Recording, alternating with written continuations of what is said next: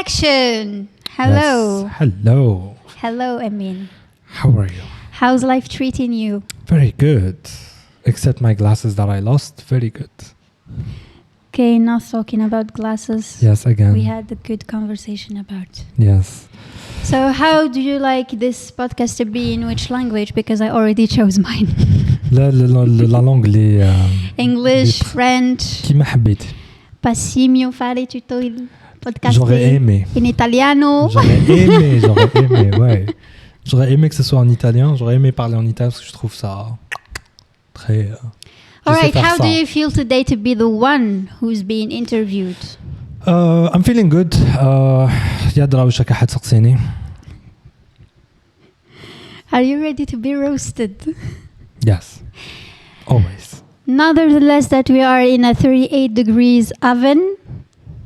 Actually, the climate is good. Climatiseur, ça coûte cher, tu sais.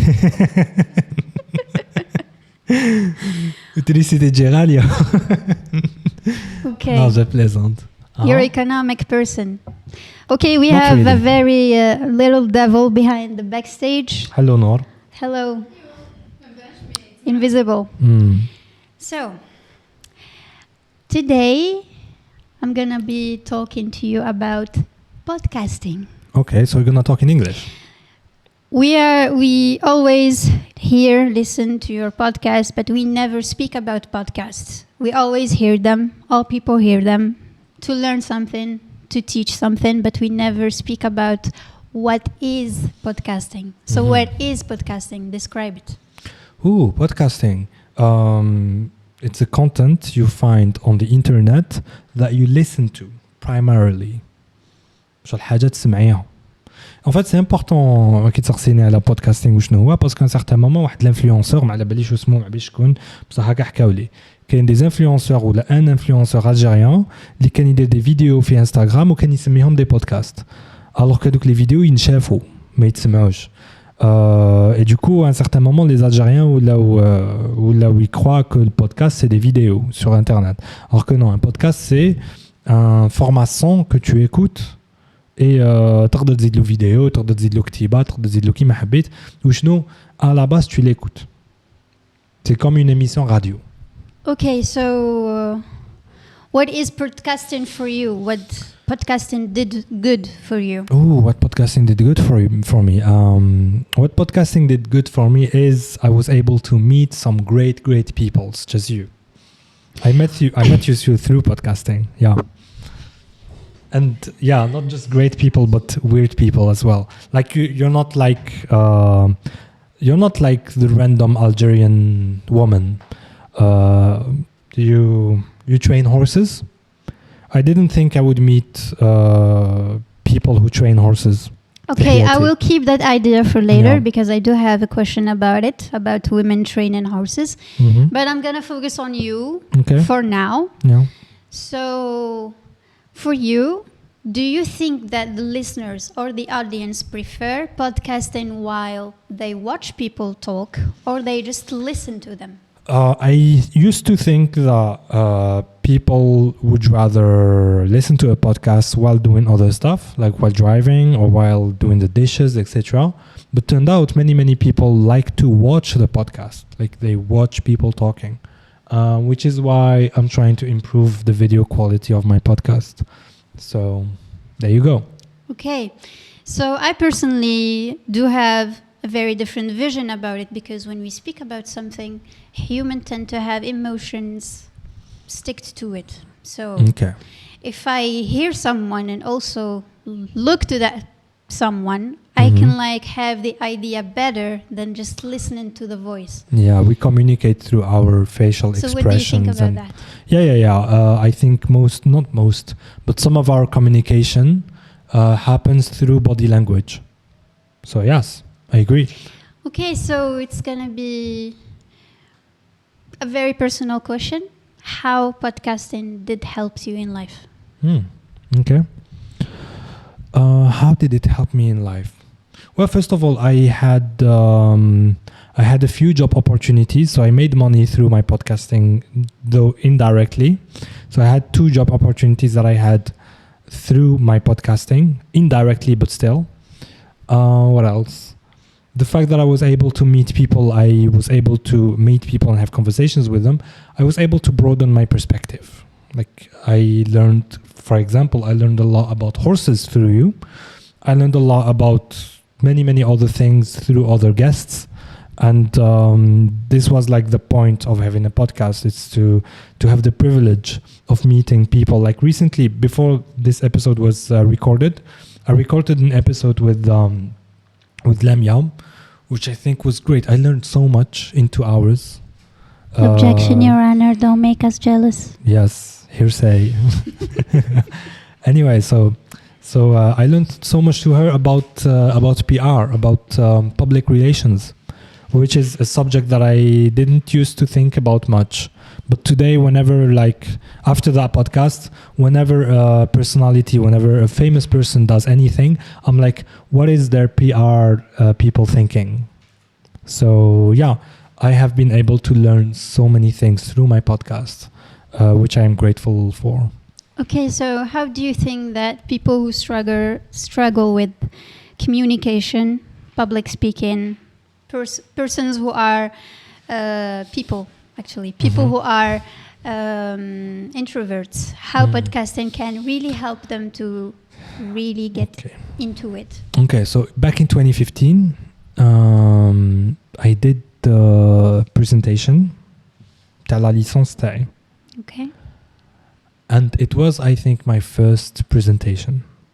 So there were my family. Like when I say my family, I mean my father, my mother, and I think my brother and 2 friends. And I didn't have many friends back then. And Nora كتفهمي. Okay. And that was very rude. I had okay. And I had 3 teachers. They were judging my work. And my hands were shaking. And I was extremely scared. I think that's pretty natural to be stressed. But today I wouldn't have what been stressed. What is the degree? Give me the number that you were I was like this. My hands were like this. I'm not kidding. Like this. So I was keeping them in my pants. I was trying to do this, like cross my arms in order to hide the shaking of my hands. Sweating and all. I was sweating. My voice was shaking, etc. So you could say that the public speaking thing, if you can call this public speaking, didn't come natural. So yeah. I was able to kind of get used to public speaking when I started teaching English and French. So then I was able to learn with few people, and then the classes kept getting bigger.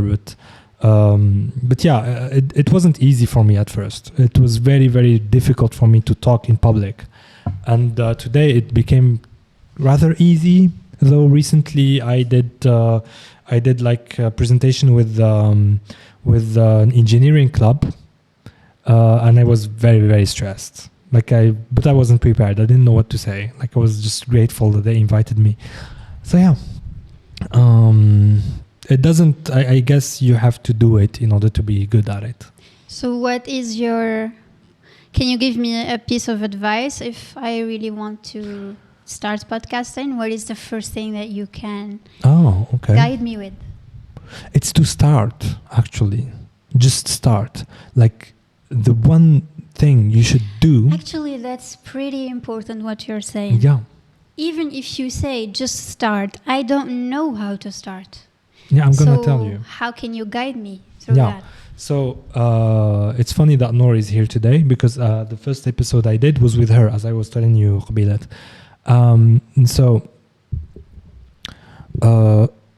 I decided to start a podcast, or I thought about starting a podcast in 2018, and I didn't do it till 2020. And the reason is I didn't know what to do. I was like, Sahel, I need stuff, I need tools, نسحق material. But then at some point, I was with Noor and I was like, and Radio, and I was like, hey, let's do a podcast now. And they were like, okay. And all I had was my camera, and the sound was horrible, and the quality of the image was really, really bad. And I thought, okay, I did my first podcast. So whatever comes next is going to be better. So you should start with whatever you have. You have a phone, it can like record your voice and it can like take a video of you. That's enough. Okay, so how many listeners did you have for your first podcast? So and was it mhm. and was it so important for you to have a big number? I was expecting 5 people to listen to the podcast. And you Like had? 5. Because it was Noor. Of course. She sent the episode to everyone she knows, and I did too. And surprisingly, a lot of Understand you, but at the same time, I try to create PV. okay for La République, not La République, Le Artistique. Yes. Anyway, so we were sending the video, the podcast, to everybody we had on social media, and that was enough to have like hundreds of views. So the first podcast was hundreds of views, and today that first 6K. episode is like 6K. Really? I guess. Really? I did some analytics before I came here. Come on. So you checked? Okay, I didn't check. But like So what is 6,000 is a lot. what is your number goal? How many listeners do you want to reach? Millions. Millions. Millions, yeah. Not today, but maybe in 5 or 10 years. Millions. What made you quantify this into 5 to 10 years? Do Because you have a plan? I don't. I'm gonna be honest with you. I'm not the type of guy who would be like, okay, by the end of 2023 I'm gonna be at 5,000, and by the end of 2024 I'm gonna be at 10,000. Not like that. And the reason is it scares me. Like, what if I don't attain those goals? Okay, screen But I have record that and we will be back to it after 5 Yeah, years yeah. to 10 years. Yeah, but still. If we're alive. So 5 years is like what I feel like is okay, and 10 years what I feel like is too much. So if by 10 years nobody's watching the podcast, I'm not gonna do it anymore. See what I mean? But this is like the upper limit. Okay, so do you tend to continue into bilingual language, or do you want to get into a specific language in the future, not now? So I really thought about not caring about like what language to choose, and at some point I have some episodes which are like a third English, a third Delja, and a third French. But naturally, without me trying anything, more and more people are like the guests are coming here and talking in English, like you. And even other people are coming here and they're talking in English, and I'm like, yeah, let's talk in English. And even the comments are in English, and then everybody who like sends me messages about the podcast, they're like, yeah.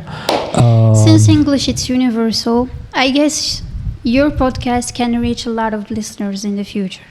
So if we stick to a podcast in which it's in bilingual language, in which we can switch languages in 10 minutes.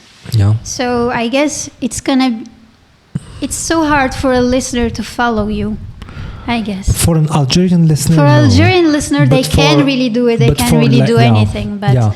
But for foreigners who can't speak Delja or who can't speak French, what happens is as soon as they hear a word that is not in English, they disconnect and they don't want to listen anymore because they think they're not gonna understand.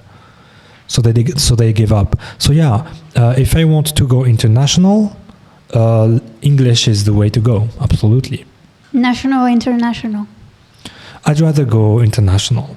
So I think if you want to reach millions of views, I guess you need to be specific about the language. I agree with you. I think one of the goals of this podcast is to expose the intellectual facet of Algeria. Okay. Like when I show people like you to the world, I'm proud. Like whenever you go, for example, if you go to even the Algerian. So I at some point I had I had a clip of my podcast on TikTok, and it had like 35,000 views, and a lot of comments were like, are they really Algerian? This is not what Algerians are like. And I disagree. I think there are many Algerians who are like this, like me and like you. And when I say like me and like you, I mean people who really think about things deeply. So I guess you have just proved to yourself that Algerians can be good at something, not the pilot story. Yes, but am I gonna say that my podcast is at the moment better than other podcasts around the world? I wouldn't think so. So I was telling you قبيلات باللي I gave up on the idea that Algerians are the best at something. I disagree with that. It's not that I disagree with that, but I don't think it's the case yet. I mean, Keep yourself safe. no, I don't care. Come at me. Like, I really don't care. But the one thing I really understand, like I really try to understand and I really give a lot of thought about, is driving cars. Okay. And at some point, a friend of mine shared a video, an onboard video of a rally driver, an Algerian rally driver, driving his rally car on the mountains of I don't know where. I think in Dia. But he said that this is the best Algerian rally driver, and I was really curious. I wanted to see how the best Algerian rally driver drives. So the thing about driving is you have to hold the steering wheel at two fixed points. So the left hand is on the 9 and the right hand is on the 3, like if it was a clock. And the best thing would be not to تبدل la position تاع يديك, because then your the movements of your hands would be directly proportional to the movements of the wheels. So like this. And What about the brakes and? well, that you do them with your feet. So Okay. yeah. But like if your hands are like this, your brain is gonna think, okay, then. I guess the rally cars are mostly manual, not automatic. So I guess then you have to, I guess they have to absolutely. change. You have to change gears. Speed every time. Yes, you have to change gears. Like sometimes you have to take your hands off, but it's important to get your hand back at the same point, because then your brain is going to understand the correlation between your hands and the wheels. And that rally driver, as soon as he set off, بدل la position تاع يديه وبدا يدور في الفولون هكذا. And that's like a rookie mistake. Like you don't do that. Okay, If you I want guess to drive seriously a car, even in traffic, you don't do that. So that showed me that the best Algerian rally driver isn't even as good as the amateurish rally drivers in Europe or in Asia or in America. So yeah, I don't think we have the best doctors in the world. I don't think we have the best airplane pilots in the world. I think we're a long way. I would hope so, that someday we would have the best of something. We don't have the best football players, that's for sure, because we didn't even qualify to the World Cup. Mahrez will come at you. They gave up on the match at the last 5 minutes. So c'est vrai كنا رابحين بصح من بعد بداو يطيحوا في الارض ودخلوا يماركاو لنا. Like, I'm sorry, but no, we don't have the best at something. Okay, I guess back to you, SiCult. Yeah. So I'm gonna ask you a very tedious question Go again. ahead, go You ahead. have answered millions of times, but I'm gonna ask it again. It's okay. But I'm gonna try to be creative about it. All right. When you said SiCult, how much is the time that took you to name it SiCult? Oh my God, 30 seconds. 30 seconds. Okay, SiCult, it's science and culture. Yeah. So But do you it's think... misspelled. It's misspelled because science is like SCI. It's not SI. So it is? Misspelled. Okay. Yeah. So How it is spelled? Geen voor orthograaf. Like the way I spell it is misspelled. Yeah. Uh-huh. So, why did you choose science and culture in a world where now is all about business, And me. entrepreneurship, And it's about me. and it's about you, and it's about me, Yeah. and self-development? Why do you think that science and culture will stand out? I know that business and entrepreneurship are also a side of science. different kind of science. You can apply the scientific method to help yourself get to the truth, to some truths about business. But since business is not something that is that can be replicated in a laboratory, it's not very. The scientific method doesn't work very well on it. The reason why I called it science and culture is because I am very passionate about science and about the cultures of the world. And I thought if I combine these two things, then I would reach anything. So if I'm talking about mathematics or about scientific stuff, then yeah, it's science. So If I'm far, do talking you think about- that your content is compatible with? If it's not your compatible with science, it's compatible with culture. Okay. So, for example, this is a cultural podcast. We're talking about football and about rally and about myself and about the podcast. In podcast, we can get Yeah. driven by other subjects than the main subject, and Yeah. that's the point of it, actually. Yes. So, another very traditional question. Mm-hmm. Face the microphone, always. Yeah. Another very traditional question. Go ahead. I'm trying to be creative about it again. Okay. What inspires you, but not you, what inspires you in a guest that you think Ooh. it's a good option to get it in the podcast, Ooh. in SiCult podcast? Ooh, okay, their hair. How good their hair looks. No, I'm kidding. You're kidding! Okay, I will get that no, as well, a compliment. you have good hair, but that's not the reason why you're here. All right, sure. Oh, that's not all. Like, Otherwise, I'm 100%. not here roasting you. So answer my If question, you were please. bald, you wouldn't be here. But the reason whenever I find someone who looks interesting, who looks like they have something to say, and something interesting to say, so that's when I invite people. Like if I see a story you posted on Instagram, if I see like some posts that you have, I would think like, hey, this guy, he might have some thoughts to share with us. All right, elaborate about these impressions. How can you detect that this person is not lying? This person is not deep fake and he's not like just showing off, because we can really get driven by people doing stuff only by a post and they are not really doing it. And they get really advantage of that, and they get credit of that. They can come at you, they have a research in Google, and they will just hear and make... Yeah, people Am I can't too really. boring? Yeah, no. People can't really research Google while texting you.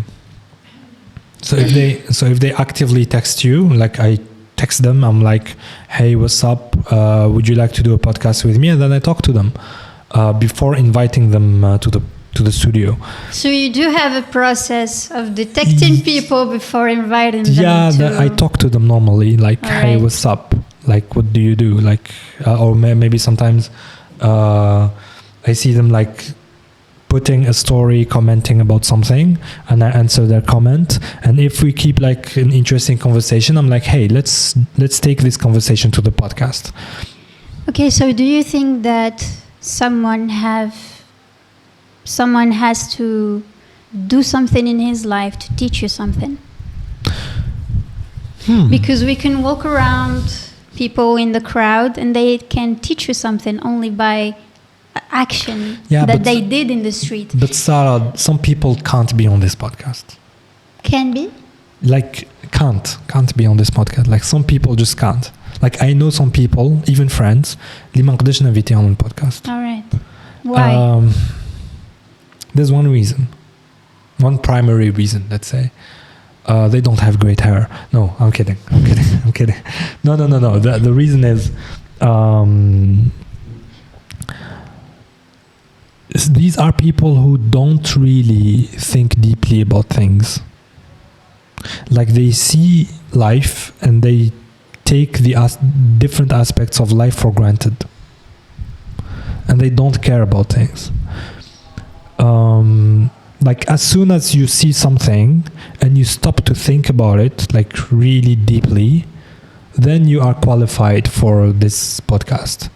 If you don't think about it, if you just go with the flow, if you're just like accepting whatever is whatever is presented to you, and then moving on.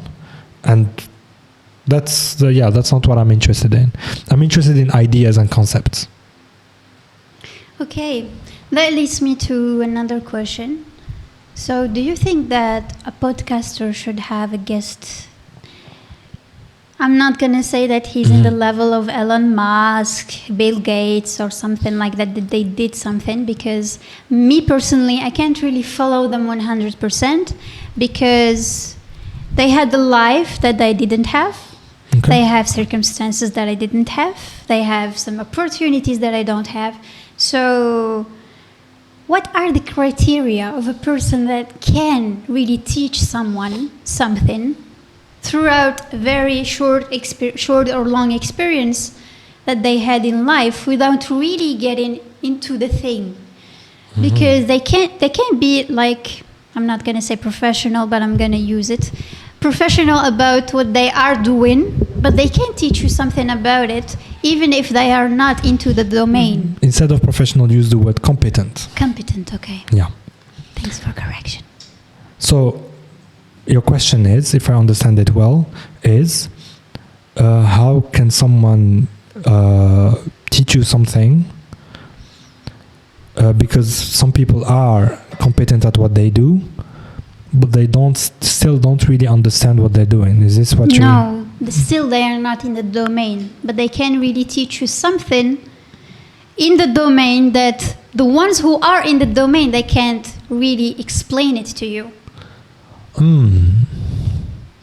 So, like I explained to you the thing about the wheels, although And I'm you not are not a rally driver. I'm not a professional rally driver. Yeah. But yeah. You know some stuff that they should be done, but the driver didn't do it. Apparently, he doesn't know. So, what do you think? Somebody needs to tell him that.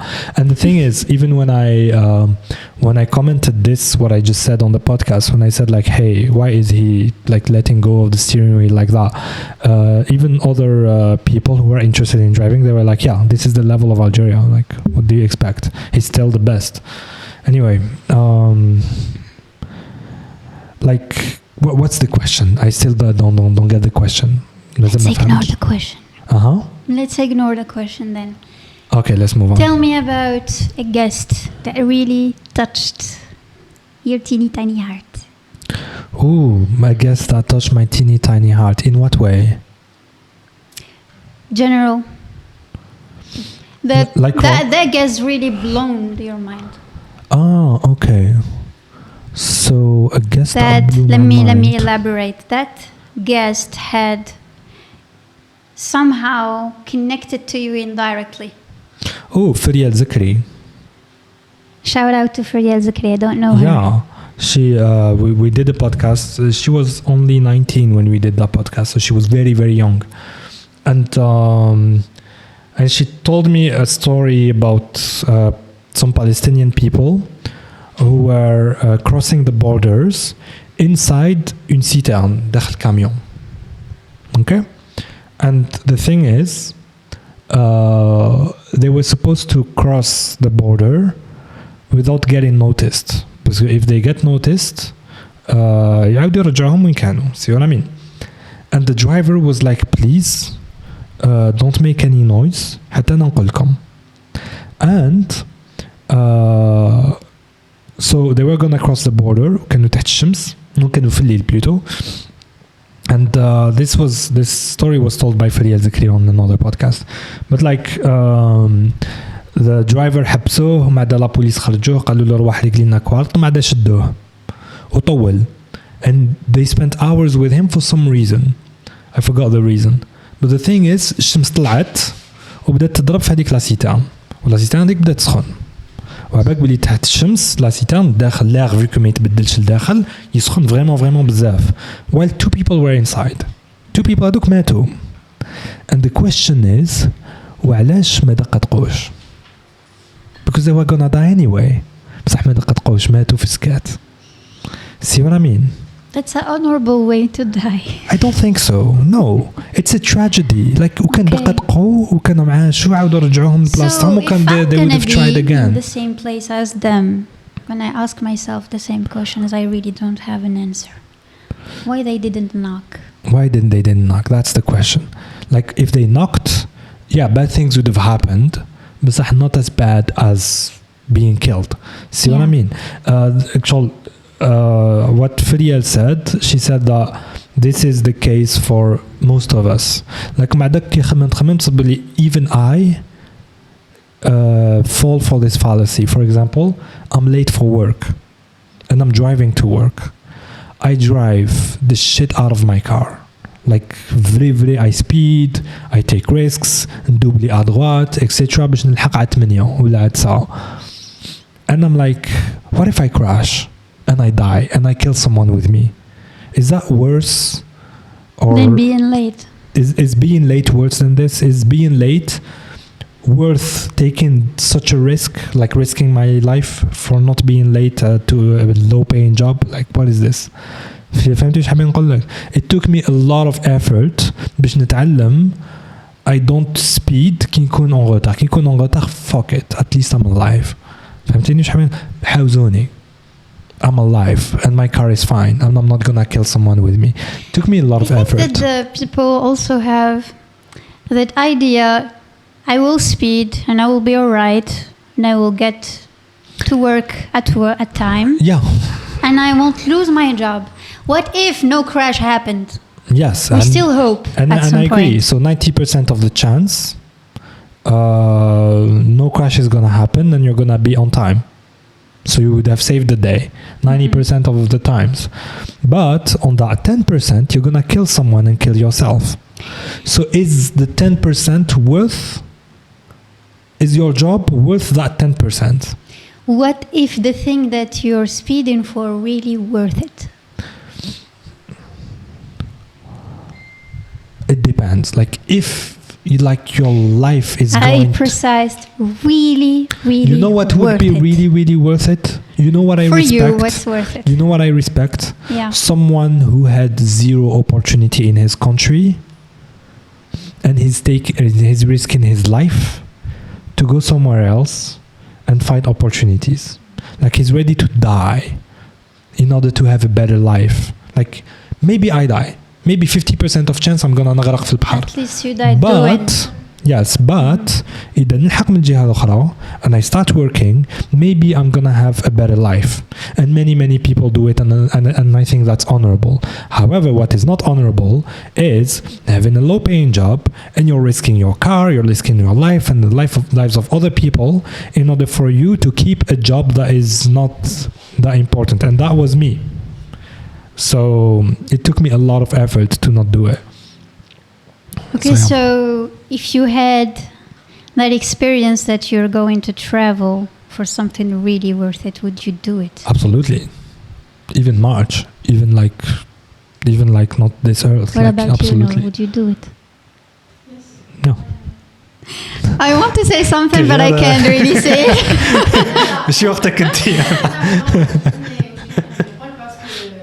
باغ اكزومبل نهضر انا بالجزائريه نورمال في بلادنا كاع يقول لك نو انا ما نقعدش في هذه البلاد ما فيها حتى اوبورتونيتي دونك جو بريفير نروح كي نقعد هنا فوالا انا نقول باللي فوالا مالغري تو نقعد لهنا ومالغري كو بورسونتاج زيرو مي كي ندير حاجه يورا اون ايدي دون ما تيت يورا نخدم عليها يا لو كان بالك ليدي تاع لا رياليزاسيون تاعها بالك تكون 5% ولا 10%. Moi, j'opte pour le projet. L'essentiel, c'est que tu as essayé, tu vois. C'est important pour moi. Parce que maintenant, je ne fais rien. C'est-à-dire qu'il y a un espoir. Voilà, il faut garder l'espoir. Good luck with me with the sculptures I'm going to create in a month. Anyway, okay. Actually, I was Don't about to forget ask something. to talk to the I'm mic. speaking to it. Okay. When you do this, it doesn't work, but still. Yeah, So, go ahead. as Noor said, we are Algerians. We already hate where we are. Mm-hmm. We just cannot ignore that we hate where we are. But do you think that the situation of people who just procrastinate and complain about being here, other than cope and adapt to their situations, because I get really pissed off when I be around people who are just complaining about doing something, being here, but they can't really do something to change it. And they know they can't change it because they are financially incapable or mentally incapable, but they still cannot try to cope and adapt to their environment. For me personally, if I'm here in Hell Algeria, I need to cope and adapt to it because I'm here. I can't really just sit there and complain. I really hate my situation, not do something about it. At least adapt to your situation. When you have the chance to leave, just leave. Yeah. But when you are sitting there being pessimistic and just throwing negative energy to people, and you know that you can't leave, you can't change, and you can't do something about it, and yet you just sit there and complain and complain and complain. So how do you deal with these people? So yeah, I agree. If you're here, then you're here, and you need to find a way to be either creative or productive with your time. However, it's important to be honest with yourself. So in a way, you have to be honest with yourself in case you didn't try, you didn't do any effort, and you find yourself not having done much in your life. But if you realize that you have tried and you did effort and it's not working, then yeah, maybe the problem is with the place. كاين un proverbe français يسموه nul n'est prophète dans son village. شو ما تقدرش تكون, you can't be a prophet in your village because people فايقين لك شكون انت. See what I mean? Like, can you really say in your own hometown تقول بلي hey هدر معي يا ربي, like, get out of here. They say it. See what I mean? They really say it. Yeah, but وكان تروح to another place, they'd be like, ooh, this stranger has something new for us.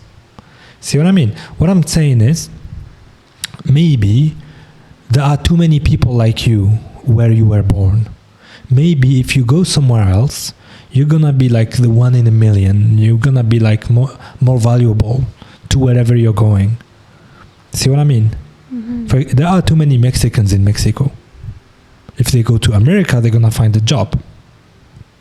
So, yeah, I think it's legitimate to want to travel, but at the same time, I agree with you, because being lazy isn't like if the problem is you being lazy, then you have to recognize it and try to do something about it. So yeah. Okay. So Amine, tell me about a guest that probably made you think about changing your practice. Practice meaning by this guest, the specific guest, made you think that you need to develop that subject more in your podcast, or you had such a routine about your podcast on picking up guests, but that specific guest came and made you change your practice. Yeah, that would be Lamia. I like when you give me names. Yeah. So Lamia is, while we're recording this episode, the episode تاع Lamia. روحي جيب لي عنهم. بعد نكوبيها من بعد نورمال. نصوتيها. Ouais. كي تدخلي سي لا ميم شوز قولي لنا. ما تغلقيهاش كامل معليش. So كاين yeah, this guest she made me think, she gave me like a completely new point of view about celebrities and public relations, etc. And I thought, okay, maybe I'm going to نجيب guests اللي عندهم un minimum de niveau. شغل لازم يكونوا شغل كيما هي وطلع. tu vois واش حابين نقول لك. Like I realized بلي كاين people اللي بزاف هاربين. And I'm talking about Lamia. Hello, Lamia. Hello, Lamia too. And yeah, and I would like to have people like her on the podcast in the future. How do you deal with discomfort during your podcast? Because it can't be as smooth as it is, because the videos of podcasting are really like hard. How do you deal with discomfort when you think that your guest is no more comfortable being asked, being interviewed? Oh, I try to recognize it, like in fiqh, باللي he's not comfortable, like switch the subjects, change subjects. You have to be quick about these things. This is like social skills, like fiqh باللي there's something wrong, move on, change subjects. So usually I change subjects. Okay, so is your podcast did something to your guest that you didn't expect? Let me explain. You had a guest in your podcast, and because of your podcast, that person became better or had some opportunities, or he learned something he never knew about before, or your podcast was the reason why he is becoming a better self. I really have to think about this. Okay. I really have to think about this. I'm not sure about the guests, but I receive messages from people who listen to the podcast, and they're like, thanks to your podcast, I became an intellectual. How did that make you feel? That made me feel great. But like, it wasn't like, I don't know, like it wasn't, there are things in life that are even better. I'm not gonna say what. Like? I'm not gonna say what. All right, so have you ever felt that you didn't know enough to ask? Yes, with you I did feel that. Like really? when we were talking about horses, I felt like, I'm not sure what questions are relevant. So it was very difficult for me to ask the right questions about horses. So at some point I even asked you, like, how do you tell him to go left? So like, this is a super ultra basic question about horse riding. So answering that question is the same thing as a rally driver. I need to really calculate on where to put my right hand and my left hand to be very, very compatible with my legs on how to make it go left, on how to make it go right. But so like, it's the same thing. It's not the same thing. It's just on a horse. No. Right. Okay. I get it. Yeah. I see. Yeah. So let's talk about a little bit the podcast BTS. Now we're not talking about materials because... What's BTS? Behind the scenes. Okay. Or stage or room. Where are we in the oven? Yes. So how do you prepare everything? So today, Amine Rahmani Nad. Hey, I'm having a podcast today. How do you start it? How can you get in your day starting a podcast? Like this. From A to Z. No. So what I do is... That's a very detailed question. It's not necessary, but it's I very would like to important answer, to someone who's beginner. Yeah. He needs to know everything about it. I'm curious. So at some point, I used to do my podcast at Aim Center School of Languages. So I would call them in advance and tell them, hey, is it okay if tomorrow I do the podcast and come? And they'd be like, yeah, there's a free classroom or room or whatever. You can take it. So I would go early in the morning, prepare the stuff, like put 2 tables together. Usually I would have friends with me, and I would put like black carpet, black material. I remember that. Yeah, I did it with you too. I've put it with you also. Yes. Yeah. So I would put a black background behind me and behind the guest, and then set up the cameras. And like before that, I had to make sure that the batteries of the cameras are charged. So it was a lot of work. Today, however, I have a studio here, and everything is already set up. So I can do a podcast whenever I want. Okay, so do you have any strategic way or plan before you do your podcast? Basically, you didn't do that with me because you didn't know enough to ask. I'll thank you for that. But did you plan or search about something before you do a podcast with someone? I talked to you like for about the horses. I Yes. talked to you about horses before doing the Yeah. podcast.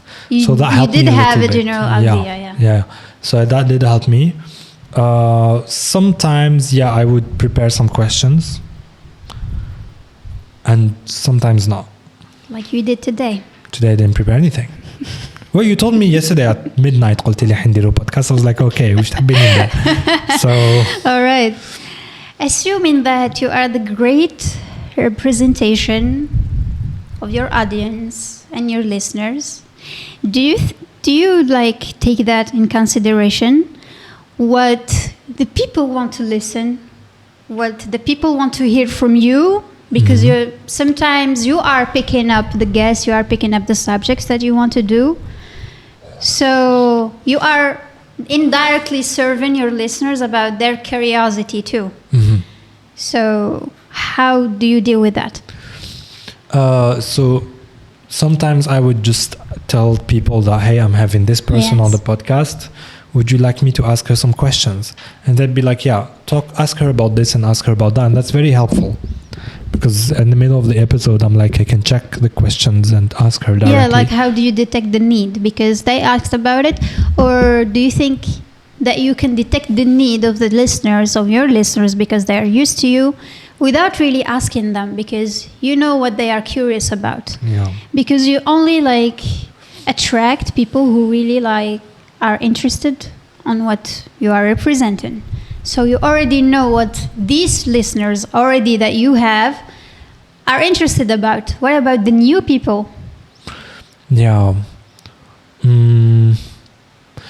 Actually, you're right. What I should do is do a story on Instagram and tell people, hey, suggest to me some guests, and what would you like me to talk to them about? So I've had some guests suggested before, and I had them on the podcast, and I had some questions suggested, but I should do that more. I usually just think, what am I curious about, and just think that people are curious about the same things I'm curious about. But what I should do is like communicate with people, with my listeners more, and see what they would like to hear from my guests.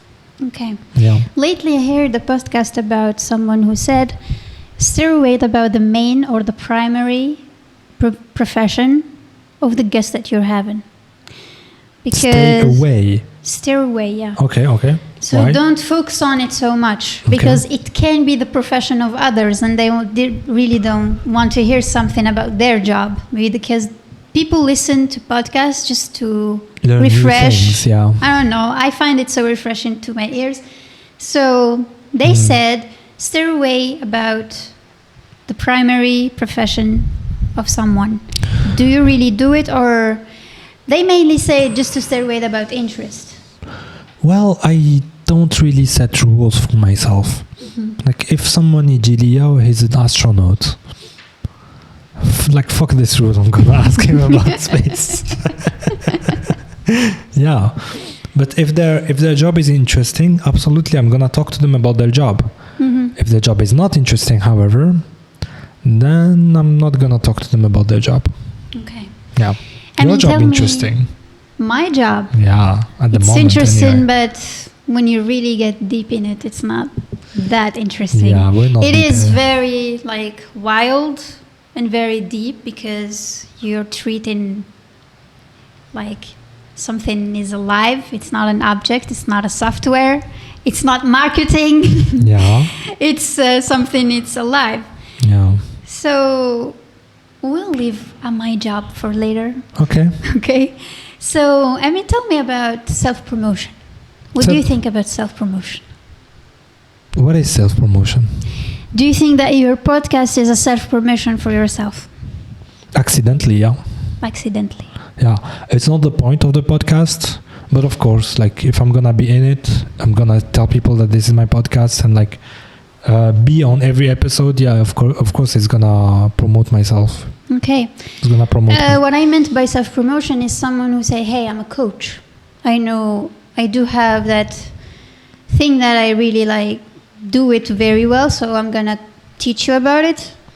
It's just a coach. And this Okay. is a kind of, for me, it's a kind of self-promotion. Like, do you think that through your podcasting you are self-promoting something that you know how to do?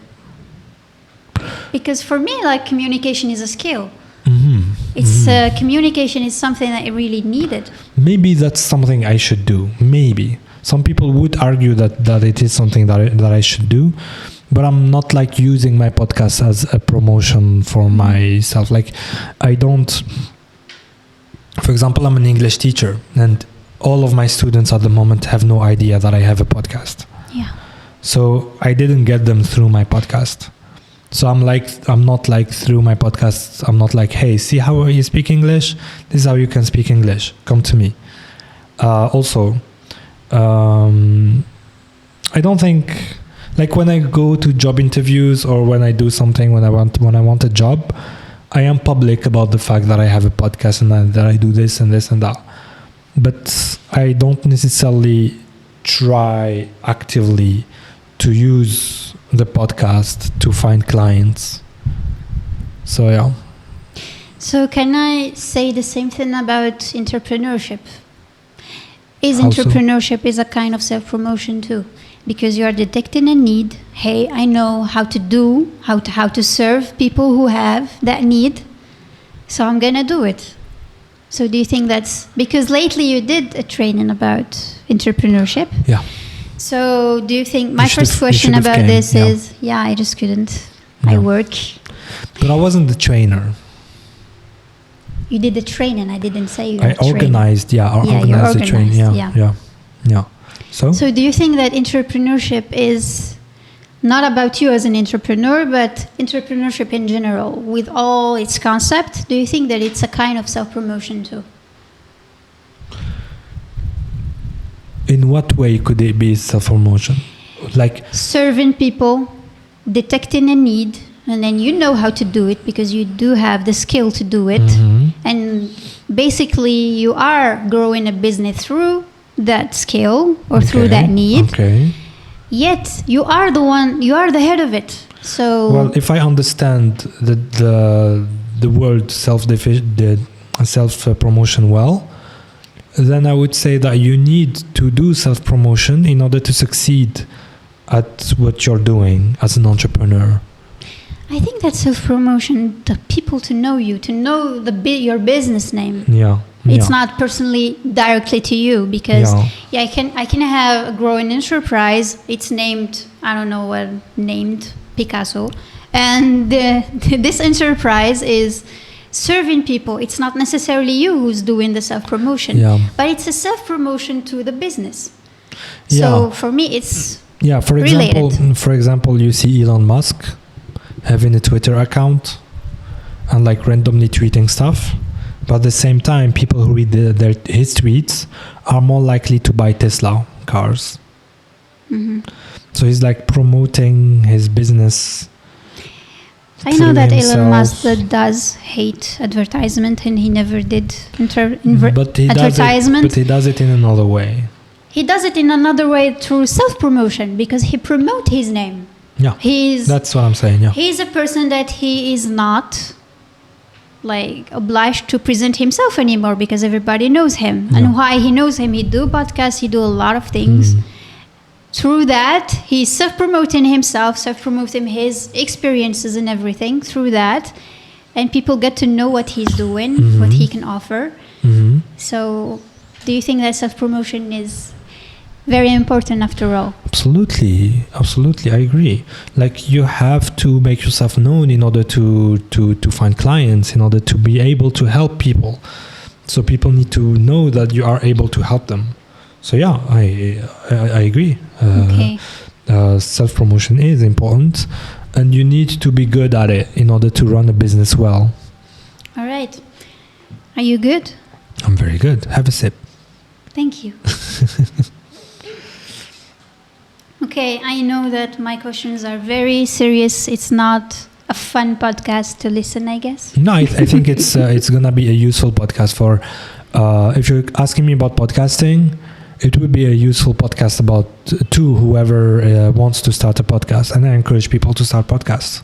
Okay. So we need more podcasts I think in we Algeria. covered that in the first part of it because now we are getting more into other subjects. Yeah. And I'm going to ask you about another very important subject in which, what do you think about financial education?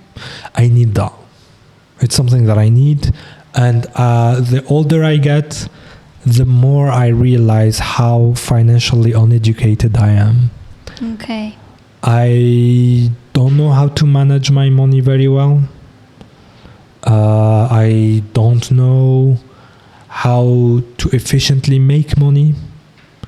Like I have a lot of skills. I am able to make money, but not as efficiently as I could have. I don't know how to spend money. Like I'm not sure what to spend my money on, what is most important and what is not. I don't know how to invest. So yeah, I wish I had a coach to be with me like throughout my life and be like, yeah, this is what you're gonna do with your money. This is how you're gonna make money. This is how you're gonna do this, and then this is how you're gonna do that. And I think it's extremely important. I wish they taught us that at school. So, if I can get personal, if you No problem. Yeah. Your financial history, when you're the first age that you were financially independent. Okay. Was it hard? Like your parents no longer provide you, and you have to like the brask. How to get money. You are responsible. I would still borrow money at some point, Borrow. even though I am paid more than everyone in my family. I still borrow money. So how did you like I evaluate? pay back, of course, but I borrow. How did you evaluate? Like how did I evolve? Yeah. To what? I haven't. Not yet. Not I still yet. borrow money. Yeah, I still do. Like I work, but at the same time, like I was never paid enough. I'm paid more than most Algerians. Like I'm not complaining. Like most Algerians are paid less than me. But I managed to finish whatever I'm paid before the end of the month or before I'm paid again. So I have to borrow money in order to stay alive. And What is the perfect salary to you? $1 million a day. No, not a day. A day. Yeah. Well, a week. Do you think that's too much? No. No? No.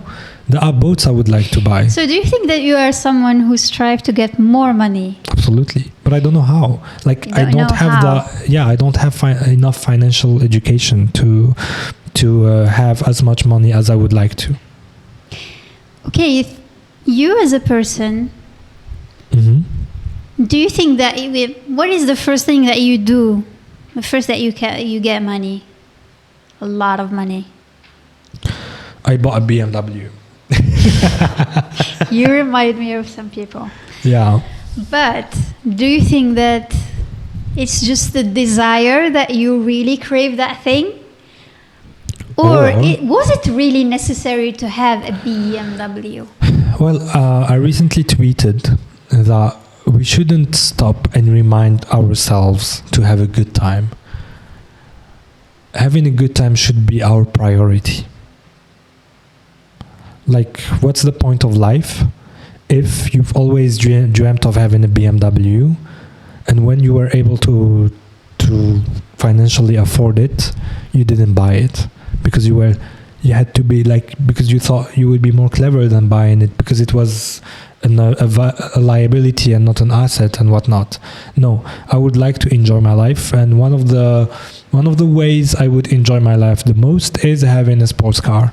So yeah, I don't necessarily do things and expecting from them financial returns. Maybe it's because I'm not financially educated, but yeah, I do spend money on having a good time. I would say that I really have a very different perspective Yeah. from other people. Maybe that's what makes me really different. Which is? And actually, it bothers me, and I'm okay with it because this is how I grew up and what I've been taught. Mhm. But also, the first thing when I had my basic amount of money that I'm able to buy a car and buy myself a phone, buy myself my proper laptop, I did it, but I didn't like the mega brands. Do you know what I mean? I had enough to buy a BMW, but I didn't. I just bought a small car that it's تلحقني من point A le point B كما قال زيري. Point A le point B.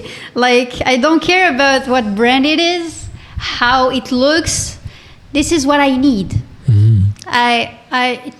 I manage my money of the need, not what I crave. This is something in me. Everyone is free. Yeah. I also think when most people do that though. We're yeah. not different. This is what most people do. Yeah, but when you think about it, when you have enough to buy the car of your dreams, but you don't, and you prefer a car that really drives you from point A to point B, it's not easy. It's not easy to take back that crave and desire to buy what you want, Mhm. but you just don't do it because you know that you don't need it. Why? You know, it's not about desire. Like the same way I could say I had the money to buy a really expensive computer, Yeah. like a gaming computer, but I Yeah. didn't. I bought a cheap MacBook. Yeah. And the reason is, why did I buy a BMW and not a very expensive laptop? Why other people buy expensive laptops and not a BMW? It's because I believe I have this image of myself as someone who has that BMW. It's something that is part of my personality. It's like, let me explain to you. It doesn't have to be a BMW. It doesn't have to be like an expensive car. But a car that doesn't drive itself from point A to point B without risks Yeah. is not a car for me. Like, I don't know how to I'm explain getting to you, roasted, but you guys. no, you're not. No. It's perfectly fine. But like I'm just some kidding. people are like, hey, this jewelry that I'm wearing is part of my image. It's part of me. It's part of how I think. It tells something about myself. Am I wearing any jewelry? Look at my watch. It's like very, very simple. But my car would say a lot about me. Because you just place your value in something. It's not I place my value. We communicate things. We communicate through the things that we have, that we own, that we wear, etc. Like, if you see like a person who who lives in a very, very old house, that would tell you something about them, right? If you see a person who has jewelry and des piercings, that would tell you something else about them, right? Whatever it is. If you see someone with a sports car that is old, that is expensive, that is expensive to maintain, that is difficult to drive, that is not very comfortable, but it's a sports car. It tells you something about them. Whatever it is, it tells you something about them. And to me, I have to like communicate to myself, like, yeah, this is who I am. I am the guy who doesn't compromise.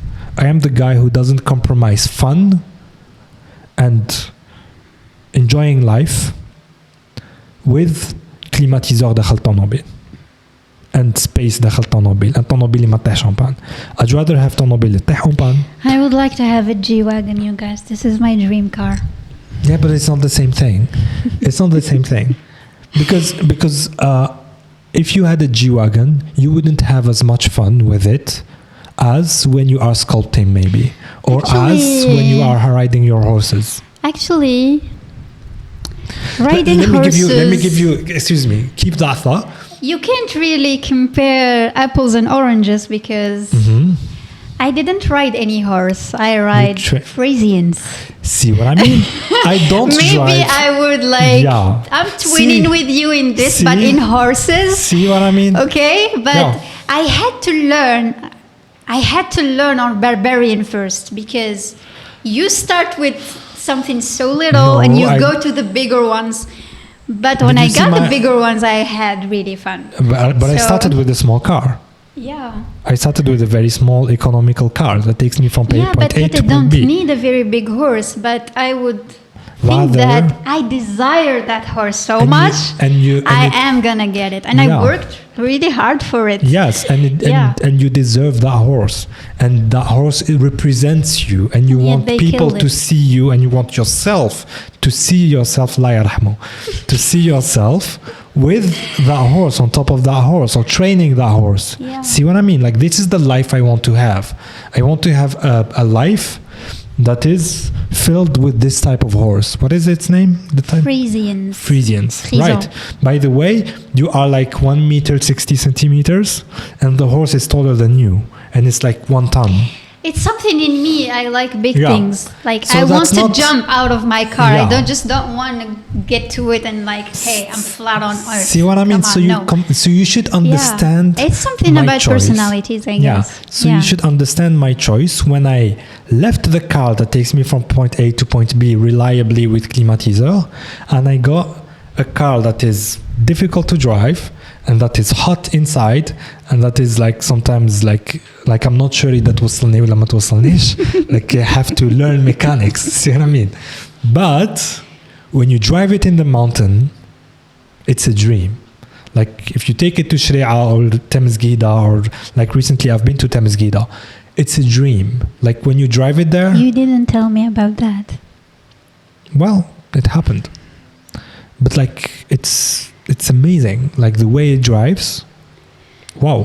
So the same way you would like to have that beautiful horse, Frisian, instead of Brel. Frisian. Imagine you were like, okay, je vais نشري حمار ولا بغل باسكو de toute façon نحط فوقه الدوزان ونحط فوقه هذاك. It's a very bad reputation, but they are very good animals. I know, but they're ugly. Come on, they're not ugly. Frisian is more beautiful. Frisian. That Frisian, is. Frisian is more beautiful anyway. Yeah. Yeah. So Okay, So there just you to go. end the financial concept here, mhm. do you think that money accentuate what people are or change them? Let me explain. I had friends Mhm. who had nothing. Who had literally nothing. Excuse me. Can we take a pause? Sure. So, just to finish that money concept, I have one last question for you. Go Do you ahead. think that money accentuate what people are or change them? Let me explain more. I understand the question. Very interesting question. Yeah. Yes, it's a very interesting question because for me, in my 18, 19 years old, I have a very different perspective of what I see now. Because I had friends who had nothing. We grew together. They are like succeeded and they have a lot of money. They make a lot of money. They have very expensive cars and they are rich now. I'm not. But Which brings you to this podcast. If you were rich, Jilana. oh, come on, it's not that bad. But what I noticed that it accentuates what they are. It didn't change them. Because people, when they tend to get money, they are haughty. Well, we're not talking about with these people again. They are poor. They are people who are really like this. But if I say that my rich friends now, they still wear like socks with holes. They really buy socks with 100 baral. They don't care. Still it has I know they are very simple. I'm not gonna say that مسمارين ولا مشحاحين ولا it's just who they are. They didn't Yeah. change. They Yeah. really didn't change. They are very simple. They don't go to expensive restaurant. They don't buy expensive brands. And I know some poor people who go they- to expensive restaurants. Yeah, but there are people who got rich, but they accentuated who they are because who they are, they really see the value in expensive thing. they really see people under them, and money just accentuated that. It didn't change them to that. Seeing the value in expensive things doesn't mean they see people under them. It Yeah. depends on your description of Like- value. like I'm so- value ماشي القيمة مي القيم. Okay, in Arabic القيم it's what you have Like been you taught, can- your principle, your Yeah, yeah, yeah. standard. القيمة valeur, value it's different. كي تقيم حاجة وبصح كي تكون عندك قيمة over something, it's very different. I see. Yeah, I think I agree with you on the thing that money accentuates what people are. So if you see someone going to expensive restaurants and they are rich, if they were poor, at least they would have liked to go to expensive Yeah. restaurants. I And- wouldn't say it's not worth it to get the experience or to go there. I'm not judgmental. But they do it once in a while, not always, not daily, not day and night, I guess. Yeah. I think that money just accentuate who you are. It doesn't really change you. Yeah, I know. This is I know my some perspective. people. I know some people who have money, so whenever they eat expensive things, I feel like they think that they wish they were eating ladis في الدار, even though they had a lot of Yeah. money. So yeah, I think money. I think money is a very good thing because it gives you the opportunity to be really who you would like to be. Like you need money in order to have horses. Like I know in your case you're able, but other people are paying for these horses and they're maintaining them, etc. So You just have to be smart you just have to on be how smart. to get the horse, Absolutely, I because I agree. didn't get my horse through money. I did it through my work. I absolutely, Because I but- am good at it and I really I deserved it. So absolutely. But if there weren't investors, yeah, Spanish. there wouldn't have been Very horses. pervert though. Yeah. Oh, I can imagine. You worked your way through. You have Okay. to cope. You have to cope through people, Yeah. through personalities, through everything to get Yeah. what you want. Yeah. It doesn't make you in a situation where you have to sacrifice what you value, but you have to present the value and You have make to be other very- people accept it. Yeah, you have to be very patient too. Yeah. Mhm. So if you could go back in time and have you in a guest, what would you tell him? I would have myself and a guest. Okay, so there is a future Amine. Uh-huh. And there is an 18-year-old Amine. And this Ah, 18-year-old okay, Amine okay. is your guest. What would Yeah. you tell him? Wake the fuck up. you know there's a song by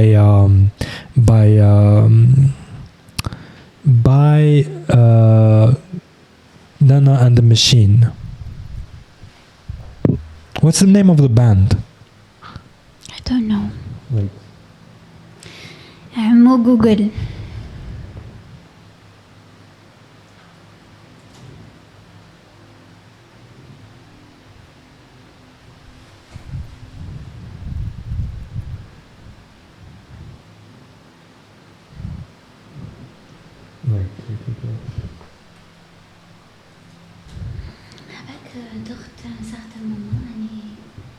Je sais pas إذا لا تايلا ويدير لي هكا ولا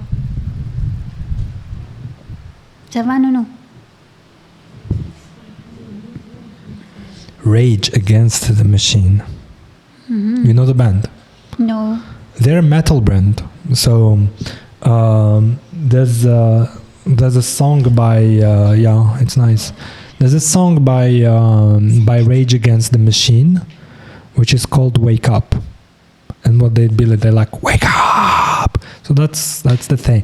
Like I feel like I was too oblivious about the world. Like I feel like I thought Blida was like, I thought the world was like Blida.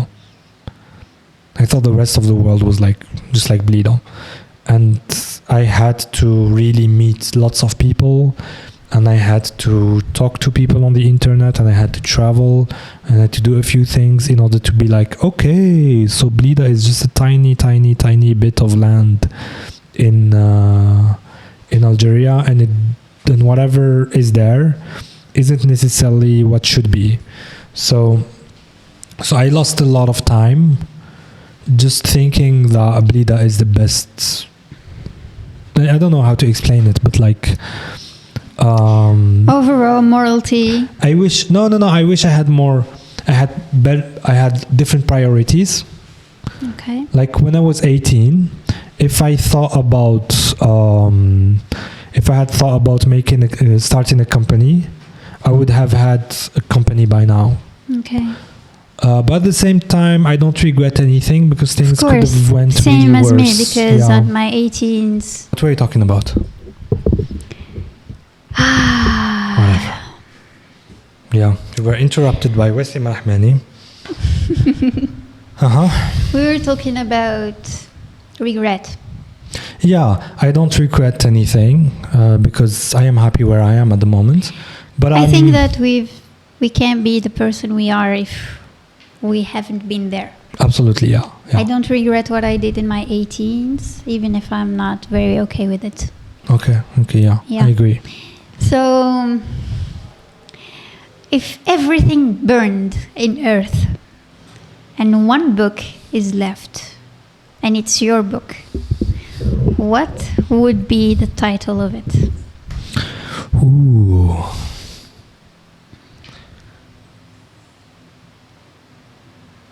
Welcome to the universe. It would be What universe? yeah, it would be an astronomy book. Astronomy. Yeah. Why though? Because I think what separates us from other animals is that animals usually look down to the earth. So they try to survive and they try to look for things that are useful for them. So if you want to survive and find things that are useful, look down to the earth. If you want to dream, look up. So yeah, I would encourage whoever survived to look up to the stars and wonder, what is that?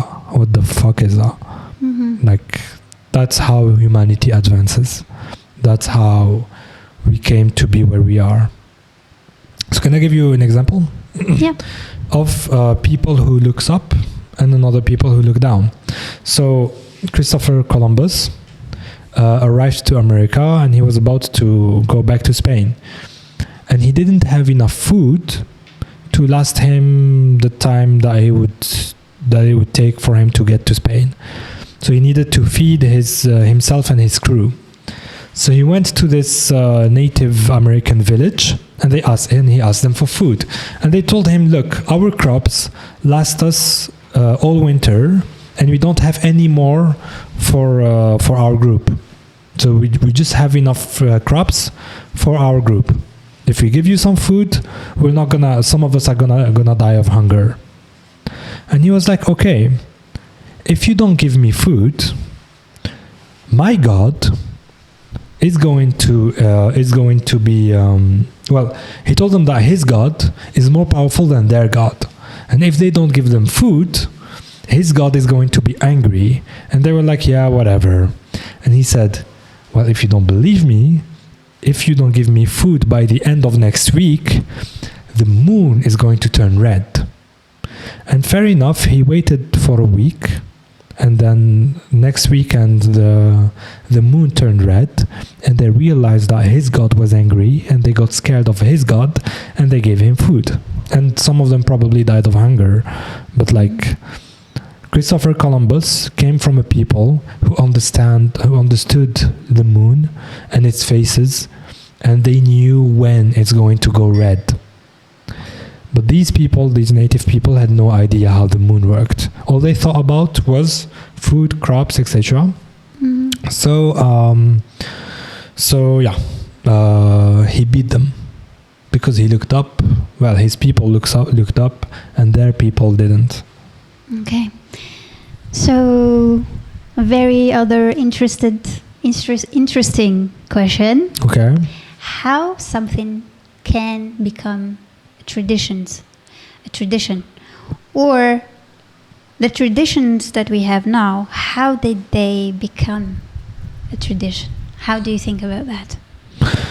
So getting used to things. For example, you see a lot of some peoples eat disgusting things.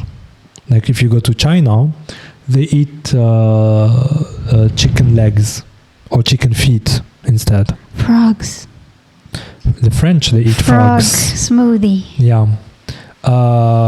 They eat chimpanzees. They eat snakes, etc. And then when you look at the history, well, they tell you that this is our... Yeah.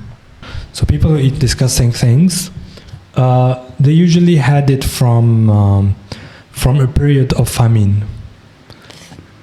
جزء وقت اللي ما كانش كاين ماكلة وكانوا جيعانين and they had to eat snakes and then they got used to it. So this is how traditions are created. That leads me to a study that I read about when they really wanted to test absurd intelligence. Mm-hmm. They put 4 monkeys in a cage, Okay. some stairs, Mhm. and bananas on top. Yeah. Each monkey, if he tries to go to those stairs and pick a banana, the other monkeys will have a very, very cold shock. Okay. So when that monkey came down, they just beat him. قتلوه بالضرب. D'accord? The other monkeys just زرقوه. And then the other monkey tried, and the same thing happened. Mhm. And then they replaced each monkey اللي خدا الدق, they replaced him with another monkey who doesn't know about the cold shot. Okay. They replaced them one by one, and we have now 4 monkeys. They didn't climb the stairs, and yet each monkey tried to climb those stairs يقتلوه بالضرب بلا ما يسقي يطلع. Yeah, without knowing So why. this is how Oh they my explained God, something. yeah. This is how they explained how Yeah. a tradition is created. Yeah. This is how it is. Now you have 4 monkeys that they don't know anything about it. Yes. بصح مخلوين بها. No, I need to beat him. Yes. Why? We never search هكا about the root. هكذا. We Yeah. never search about why we are doing this. صبت And this اختبارات في is الزنقة. نضربها. I and don't this know is why, بس how نضربها. and this is how explained how things became a tradition. Wow. Okay. Yeah. So this is the experiment of absurd intelligence. Okay, let me do another experiment with you. Okay. If I don't know how does it pick up in the camera? Okay. I mean, how do you see? What is this? This is a cup of water. This is a realism. Okay. This is a cup of water. But if you see it, this cup is half empty. Mhm. This is pessimism. Yes. This cup is half filled. This is optimism. Mhm. But when someone just come and threw his brushes there, this is an artist. I see. Okay. Mm. And this experiment went with how people can really categorize them with how can they see only the obstacles that they have, but they don't know the skill on how to do it. Yeah. This is 2 different people. Hey, I have this challenge to you. Hey, I don't have money, I can't do it, I don't have time. This is someone who only see the obstacles. But if someone just gives you a challenge, hey, maybe Sunday I'm gonna do it. Okay. And if Sunday, do I have to wear something? No. Whatever, I'm just gonna wear what I have and I'm gonna do it. Yeah. And this is someone who see the opportunities about it. Yes. This is another experiment that is related to absurd intelligence. Mhm.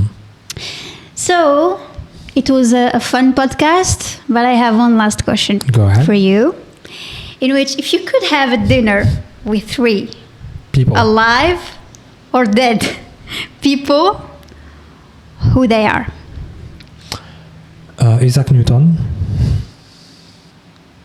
The other one would be. Well, there's Isaac Newton. Yeah, I guess Albert Einstein. And maybe Picasso. No, he likes Picasso. He's not here. Yeah, of course, I would talk to Picasso all day. عنديش مشكل. Yeah. Do you have any question for Miss Sarah? Yes, I would like you to tell me about your job and what you do. Do we have the time for that? Do you think it's enough? It's up to I don't you. know. This is your podcast. It's your podcast too. No, it's your podcast, it's not my mine. brand, but this is your episode. I finished my podcast. It's up to you now if Oh you my want to God. finish it. Yeah. So If yeah, I'm tell gonna me- talk about my job, we're gonna have another half an hour or Go ahead. go ahead. Smart half an hour. No, it's just gonna kill us. I think we stop now. We do All right. another day about your job. Of course. Okay. No problem. Okay, because I'm scared of Thank Laura. you for being here. Thank you for coming to my studio and doing this with me. Thanks for the questions. You're welcome. I I hope hope it was people who fun. listen to us enjoyed. I hope يستفادوا. And do you like Garanteta? I do. أنا تان راني ميت على Garanteta right now. نروحوا نشوف Garanteta ونشوف. Yeah. Okay. Thank you for بزاف منهم. Yes. Farbröt med vikingom, stända upp i stufni, stirra